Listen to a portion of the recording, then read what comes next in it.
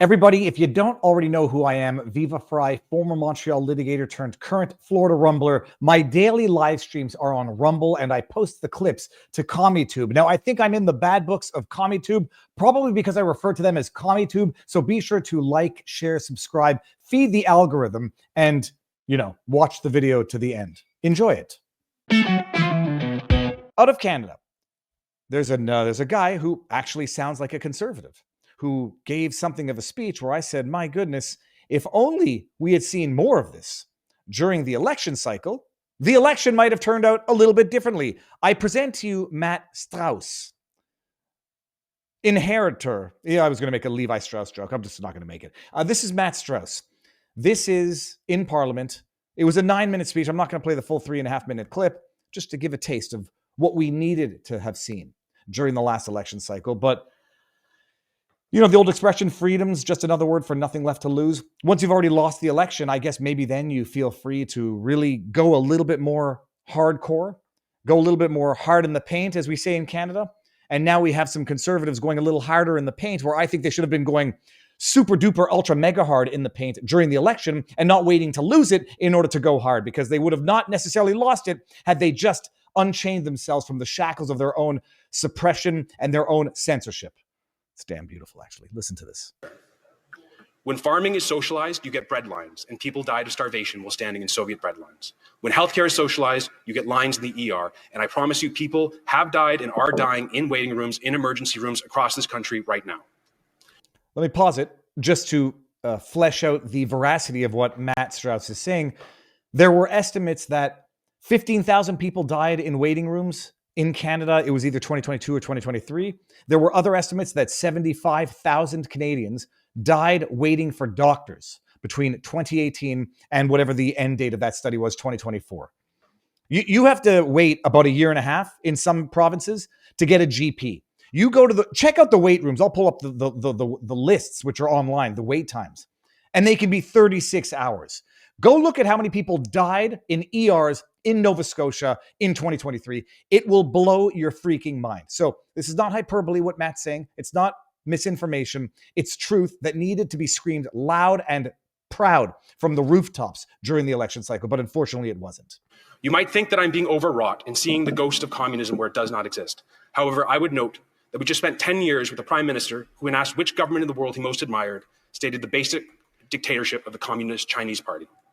A prime minister who released a statement lionizing brutal communist dictator Fidel Castro when he died. A prime minister whose answer to every social problem, dental care, child care, pharmacare, school lunch, climate change, what have you, was always more socialism, more central planning, more top-down pronouncements, less freedom to make choices for yourself and your family. The zenith of all this top-down control came during the pandemic. The members opposite went full communism. They locked Canadians down in their homes. They ruined weddings, funerals, Easters, proms, and Christmases. They closed the borders. They kept mothers from children and brothers from sisters. They deprived this house of its ancient rights. They spent $600 billion of taxpayer money with no budget, doubled our national debt to pay healthy 16-year-olds to sit in their basement. Then, as now, they did all this in the name of crisis management.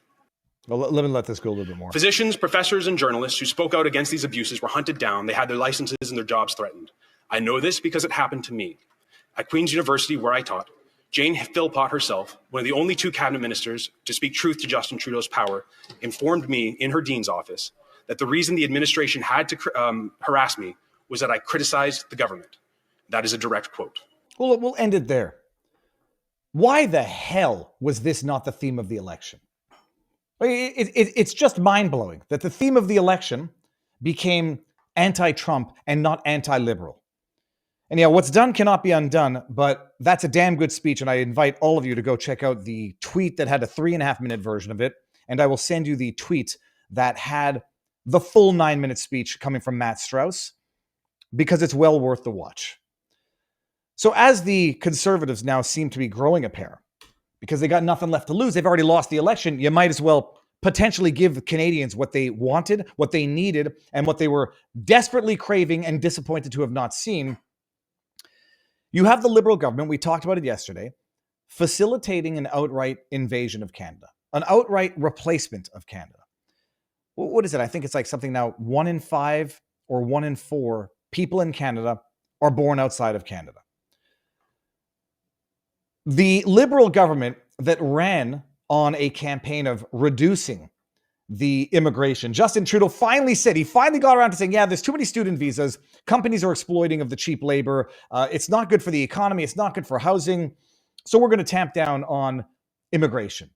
Something that, oddly enough, you didn't even really hear from the Conservative Party. You had some members of the Liberal Party actually talking about deportation, but you had, well, we'll reduce immigration to something reasonable, as though that's going to stem the crisis that's going on in Canada. So the Liberals ran on that. We'll reduce immigration to something reasonable, 395,000 a year in a country of 40 million, down from 500,000, which is already ridiculous if you believe the numbers, which I don't because they're much more. And then we got the numbers for the first 4 months of 2025, 817,000 for the first 4 months. Now, I'm not a mathematician, but that amounts to about 2.5 million in the year. If it stays at those levels, whatever. So you violate one election promise within the month or two of having been elected, or at least maybe they couldn't have done anything until they got elected. So we'll give them some grace there. 817,000. It's an outright abject replacement. It's not happening, but it's good that it is, and shut your mouth for noticing, bigot. The Liberals announced they're not tabling a budget until, I don't know when, after summer. And why? Some people, in defense of the Liberals, because it's defended at all costs, say, you don't table a budget during a tariff war with Donald Trump, which explains exactly why a Liberal government would have wanted to exacerbate a tariff war with Donald Trump, because it washes their hands of the responsibility of tabling a freaking budget, even if they had no intentions of respecting that budget. Remember what happened to Chrystia Freeland before she resigned. She was going to get out there and explain how they were 20 billion or something. Was it 20 billion? It was 20 billion over their projected deficit. So table a freaking bill, even if you have no intention of respecting it. But no, exacerbate a crisis so that you can operate in the secrecy of darkness, blame Donald Trump. We can't table a budget until the trade war is over, until the tariff war is over. We don't want to show our cards, tip our cards to Donald Trump. Absolute horseshit. And the news of the day today, I get up on the internet, I see tweets, I read tweets, and someone was saying that breaking here. Without getting into the details of my morning routine, I'm sitting and reading the news. And I come across a tweet that looks mildly optimistic. Jinglang He, University of Toronto, 28, conservative player, views of my own, follows and reposts. Oh, I say follows and reposts don't equal endorsement, as if you need to say that. All right. Tweets. Breaking. Parliament just passed a conservative motion ordering Mark Carney to table a budget before the summer break. The Liberals are now forced to table a budget this spring or face a confidence vote. Checkmate. Well done, CPC_HQ. Now, I'm not actually trying to put this person on blast or mock them. They may have misunderstood the extent, scope, and compelling nature of whatever resolution or amendment thereto they were reading. They might not have read it, and they might have understood this to be the case in their sincerest of beliefs. So I read this. I say, okay, well, that's interesting. Do a little bit of fishing. Do a little bit of digging. Just scratch the surface with a dirty fingernail. And, initial understanding is that it's a non-binding vote. So I just tweet back, not sure.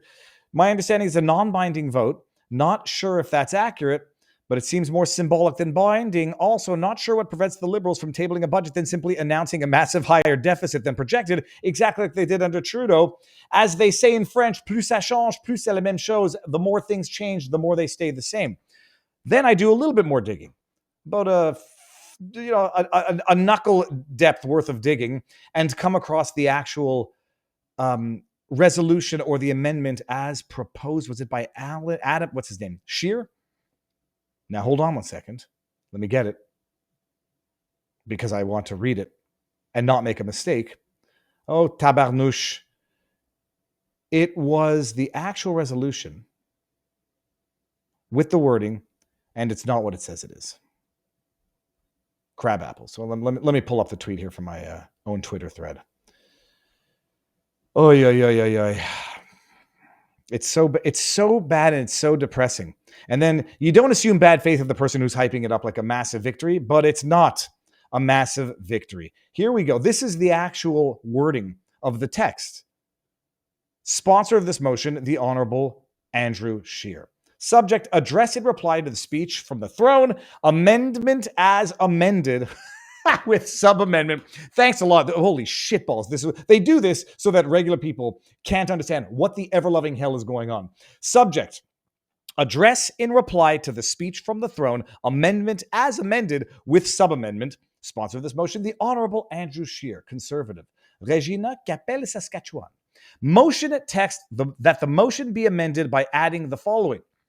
Quote, and we urge your Majesty's advisors to include a firm commitment to present to Parliament an economic update or budget this spring before the House adjourns for the summer that incorporates measures aimed at unleashing Canada's economic potential, including full accountability of Canada's finances with respect for the areas of jurisdiction and the institutions of Quebec and the provinces, as well as Indigenous peoples. What in the ever-loving hell does that mean? Urge, firm commitment, verbal diarrhea. And this is what passed yeas 166 to nays 164, and then you have it there. And then I included a list of the link to the House of Commons for anybody who wants to get it, and I'll give it to you. So it is by no means I've lost my screen. It's by no means the smashing victory ordering the production of a budget. We urge you to firmly undertake, we did our best, but we can't. We undertook to make a firm commitment, and we've abided by that firm commitment. We've just been unable to meet our commitment. We apologize.